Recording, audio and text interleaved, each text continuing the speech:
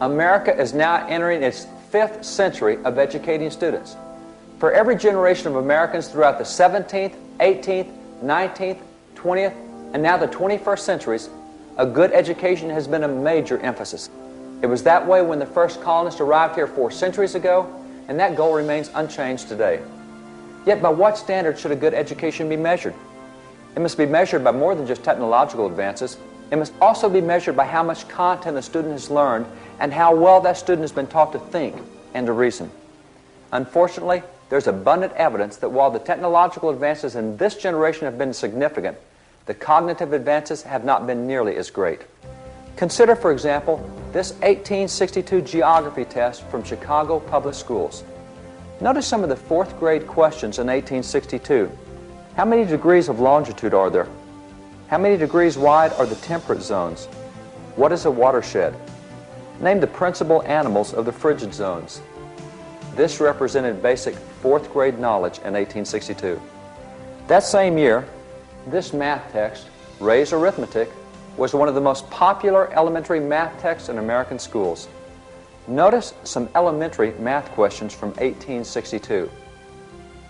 I insured 2/3 of a shop worth $3,600 and 4/5 of a house worth $6,000, paying $126.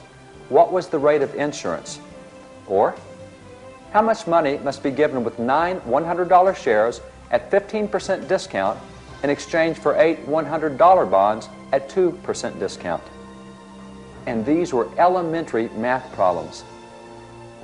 This math book for elementary students provides exercises that students had to solve mentally only. That is, only in their minds. No pencils, no papers allowed.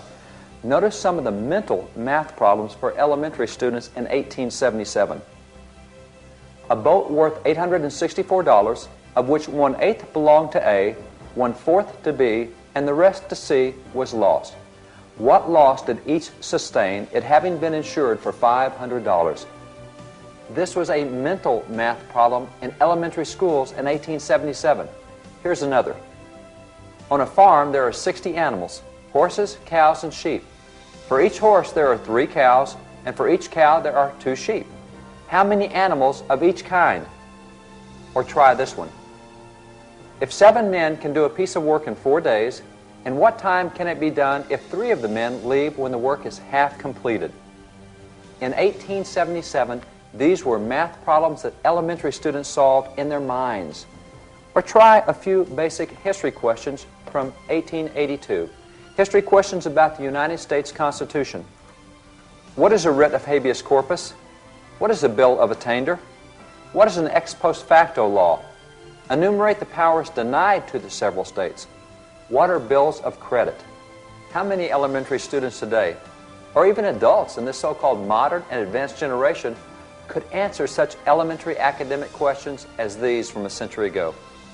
Consider one final example of the educational content of previous generations. It is this book, the Federalist Papers. Written in the years 1787 and 1788 by 3 prominent founding fathers, James Madison, Alexander Hamilton, and John Jay, this work explained to the citizens of the new United States why a federal constitution was needed. Even today, this work is still considered the single most authoritative source on the intent of the Constitution.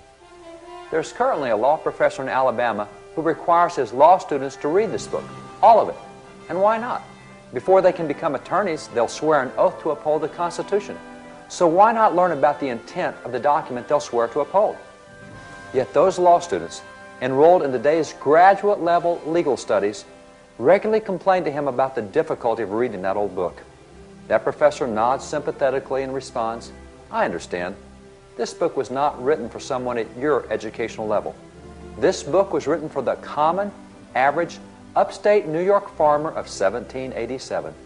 Perhaps someday you, as a graduate student, will attain the educational level of those early New York farmers."